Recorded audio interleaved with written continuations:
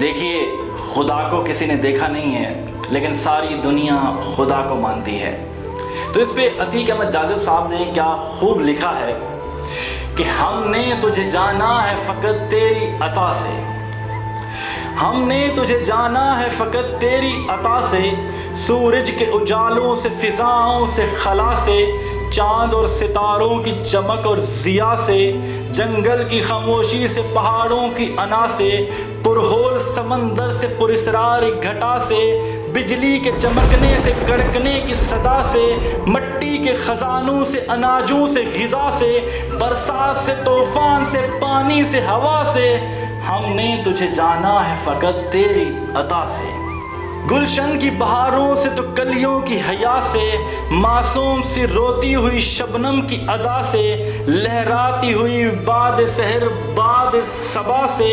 ہر رنگ کے ہر شان کے پھولوں کی کبا سے، چڑیوں کے چہکنے سے تو بلبل کی نوا سے، موتی کی نزاکت سے تو ہیرے کی جلا سے، ہر شے کے جھلکتے ہوئے فن اور کلا سے، ہم نے تجھے جانا ہے فقط تیری عطا سے۔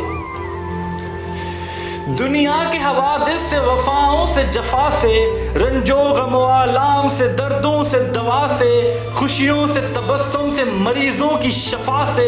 بچوں کی شرارت سے تو ماؤں کی دعا سے، نیکی سے، عبادات سے، لغزش سے، خطا سے، خود اپنے ہی سینے کے دھڑکنے کی صدا سے، رحمت تیری ہر گام پہ دیتی ہے دلا سے، ہم نے تجھے جانا ہے فقط تیری عطا سے۔ ابلیس کے فتنوں سے تو آدم کی خطا سے، اوصاف براہیم سے، یوسف کی حیا سے، اور حضرت ایوب کی تسلیم و رضا سے، عیسیٰ کی مسیحائی سے، موسیٰ کے عصا سے، نمرود کے فرعون کے انجام فنا سے، کعبہ کے تقدس سے تو مروہ و صفا سے، تورات سے، انجیل سے، قرآن کی صدا سے، یاسین سے، طٰہٰ سے، مزمل سے، نبا سے، ایک نور جو نکلا تھا کبھی غار حرا سے، ہم نے تجھے جانا ہے فقط تیری عطا سے،